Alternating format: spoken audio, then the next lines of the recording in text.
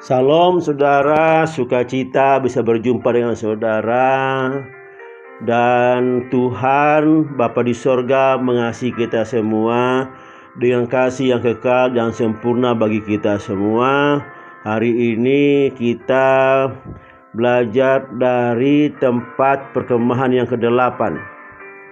Bangsa Israel selama mereka di padang gurun melewati 42 tempat perkemahan selama mereka 40 tahun. Dan mari kita berdoa. Bapa, dalam nama Tuhan Yesus kami datang kepadamu bersyukur buat hari ini. Engkau berikan kepada kami kekuatan, kesehatan, dan anugerah yang terbaik bagi kami untuk kami boleh menikmati bersama Engkau hari ini. Dan kami siap untuk saat ini mau belajar dari tempat perkemahan ke-8 bangsa Israel. Biarlah kami mendapat pengajaran dan kami diberkati. Roh Kudus jamah hidup kami, pikiran kami, roh kami ini, supaya kami boleh mengerti. Di dalam nama Tuhan Yesus, haleluya, amin. Bilangan 33 ayat 11. Mereka berangkat dari padang gurun Sin, lalu berkemah di Dofka. Dofka ini menjadi tempat perkemahan ke-8 dari bangsa Israel. Arti Dofka adalah batu, logam, atau malakit, semacam logam, saudara. Dan juga Dofka ini diambil dari kata dapak, yang berarti pukul, ketuk, atau menghalau, atau memaksa, dipaksa. Jarak Dofka ini 75 km di sebelah barat laut Gunung Sinai. Saudara, pada waktu sebelumnya di tempat perkemahan sebelumnya di padang gurun Sin ini, sebelum mereka sampai di Dofka, di padang gurun Sin ini, tempat perkemahan yang ke-7, mereka mendapatkan mana. Dan mereka tinggal di situ 1 minggu lebih karena menikmati adanya makanan yang luar biasa itu yang turun dari sorga. Keluaran 16, 22-24 dan 29.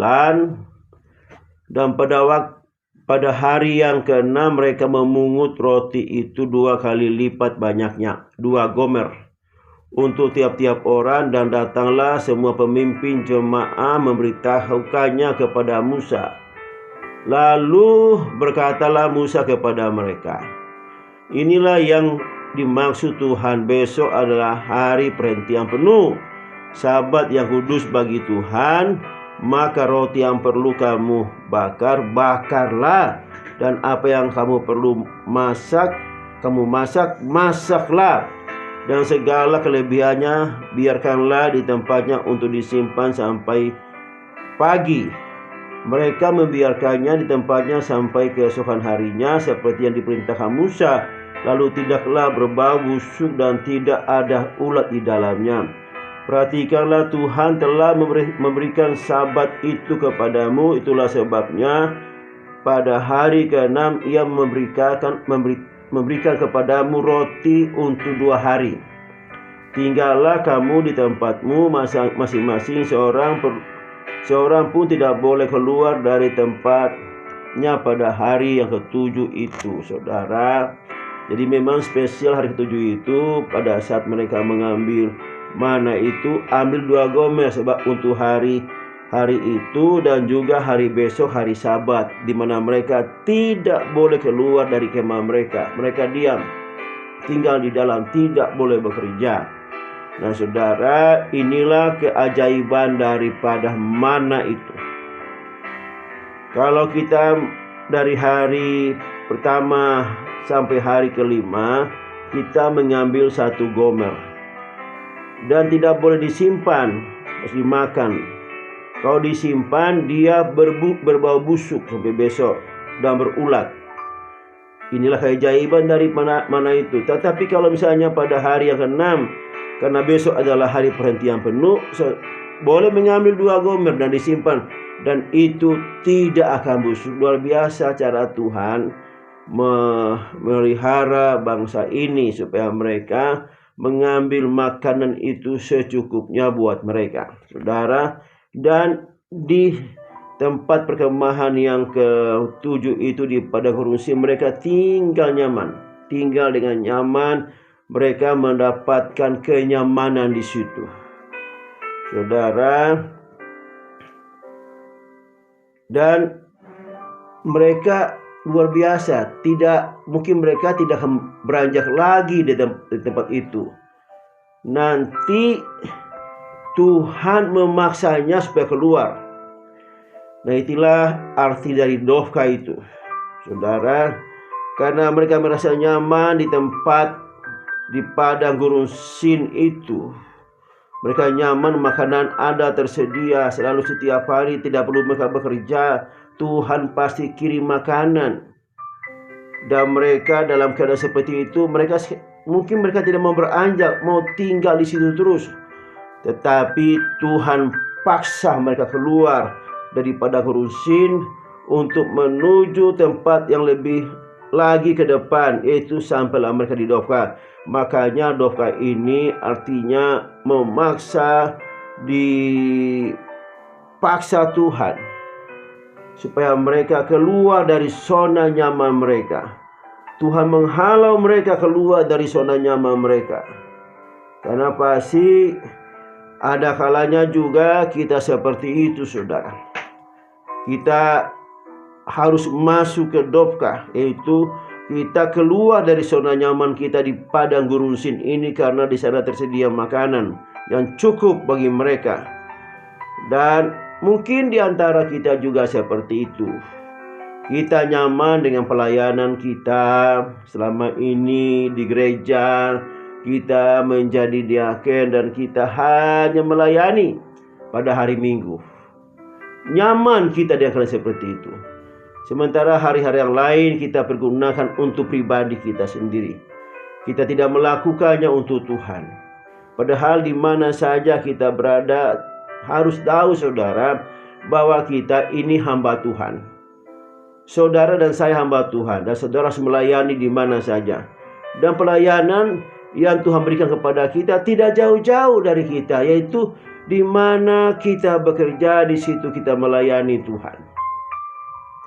Saudara, keluar dari zona nyaman ini dan jangan menjadi tempat yang enak. Kita semua, saudara, kita semua punya zona nyaman masing-masing.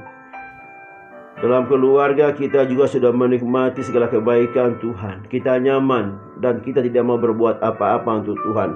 Padahal tujuan kita di muka bumi ini, kita diberkati Tuhan untuk memberkati orang.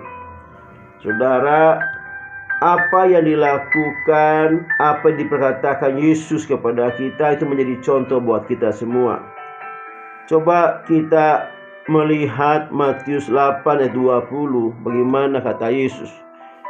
Yesus berkata kepadanya, serigala mempunyai liang dan burung mempunyai sarang, tetapi anak manusia tidak mempunyai tempat untuk meletakkan kepalanya. Saudara, ini adalah suatu pertanda bahwa Tuhan tidak banyak istirahat. Dia melakukan tugas-tugas yang dia berikan kepadanya, yang menjadi misinya untuk ada di muka bumi ini. Matius 9 ayat 35. Demikianlah Yesus berkeliling ke semua kota dan desa. Ia mengajar dalam rumah-rumah ibadat dan memberitakan Injil kerajaan surga serta melenyapkan segala penyakit dan kelemahan. Saudara, tujuan utama kita di muka bumi, kita begereja, kita ada di pekerjaan, kita ada di lembaga-lembaga sosial lainnya atau dimanapun, tujuan kita adalah untuk melayani, beritakan kerajaan sorga itu sudah dekat. Apa yang dikatakan Yesus kepada murid-muridnya? Lukas 10 ayat 9. Maaf, bukan Lukas tapi Matius 10. Matius 10 ayat 1.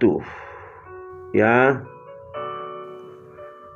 Yesus memanggil ke-12 muridnya dan memberi kuasa kepada mereka untuk mengusir roh-roh jahat dan untuk melenyapkan segala penyakit dan segala kelemahan. Saudara, inilah tugas kita sebagai murid. Dan kembali ke pembacaan kita tadi, Lukas 10 ayat 9. Dan sembuhkanlah, ini perintah kepada 70 murid yang diutus Tuhan berdua-dua, jadi ada 35 kelompok.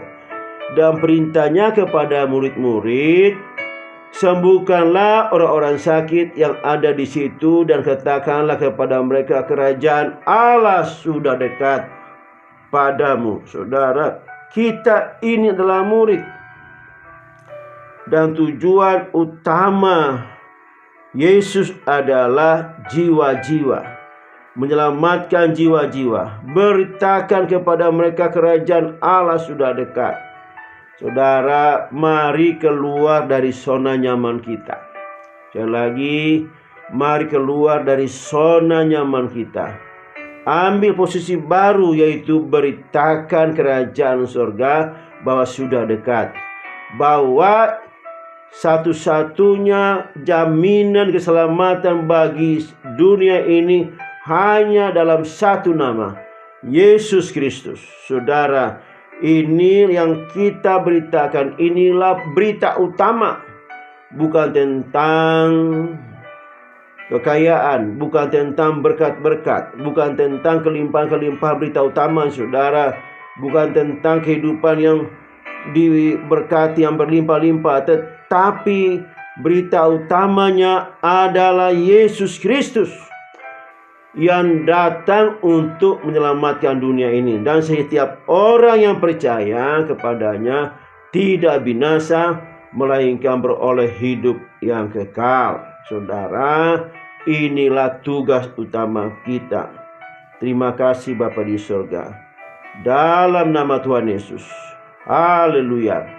Amin. Haleluya, saudara. Jumpa lagi kita pada tempat perkemahan yang ke-9.